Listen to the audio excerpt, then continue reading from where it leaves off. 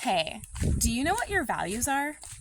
I'm asking you this question because I was recently reflecting on what I really perceived as wealth at this stage of my life, and some interesting things came up for me.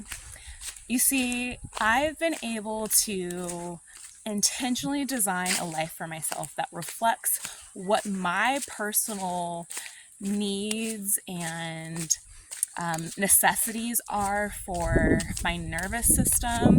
I'm someone who struggled from pretty debilitating anxiety, which of course leads into depression. And I also am someone that is a big dreamer and super ambitious. I consider myself a visionary genius. And I wanted to be in a space that both reflected the needs that I have for my nervous system and my mental health to feel well and be able to thrive, while also being in a place that felt inspiring and felt like it was conducive to holding and expanding the visions that are dreamed up in this powerful mind of mine. So, in my experience as a nomad for the past 2.5, almost 3 years, I've traveled the entire world with nothing but my suitcase.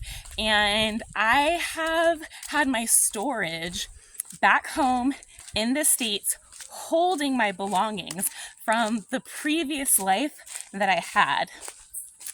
One of the big lessons that came up during my travels over these past few years has been what my perception of wealth is and how that's completely transformed from then till now.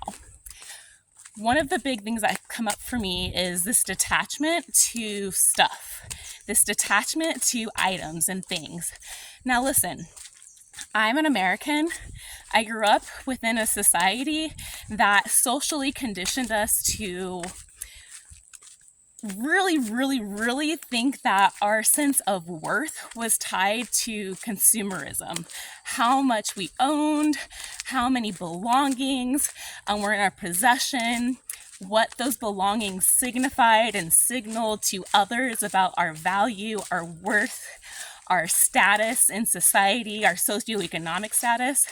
And it's so funny because when I really reflect on what experiences were the most profound and enriching for me during my explorations, they all had to do with nature, not with belongings.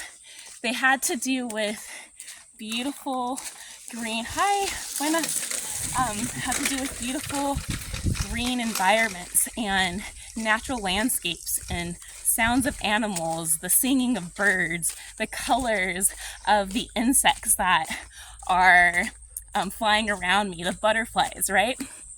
It had to do with the grandeur of the mountains I was feeling dwarfed by, the reflections in these beautiful hues of blue in the waters I would dive into.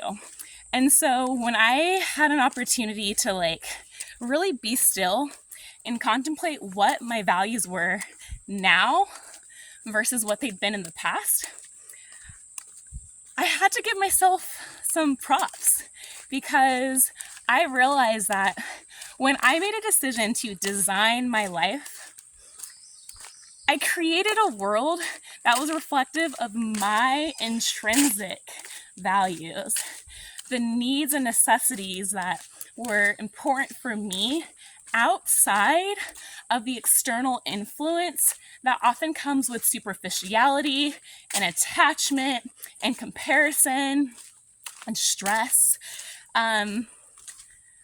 When I silenced the voices that were outside of myself, the propaganda from the media, from the social sharing platforms, from friends, when I detached my identity from a job title or from an industry, when I detached my identity from a relationship to others and other positions of perceived power or perceived social status, my sense of self expanded, and I was able to get more clear on who it is that I really am, what my intuition tells me is the loudest voice that is within my world and my perception of how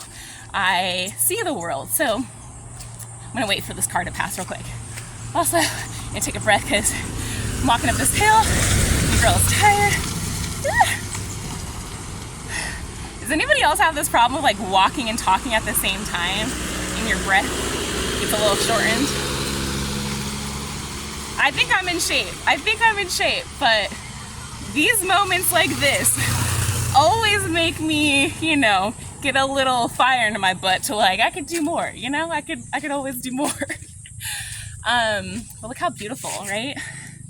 This is my gorgeous view.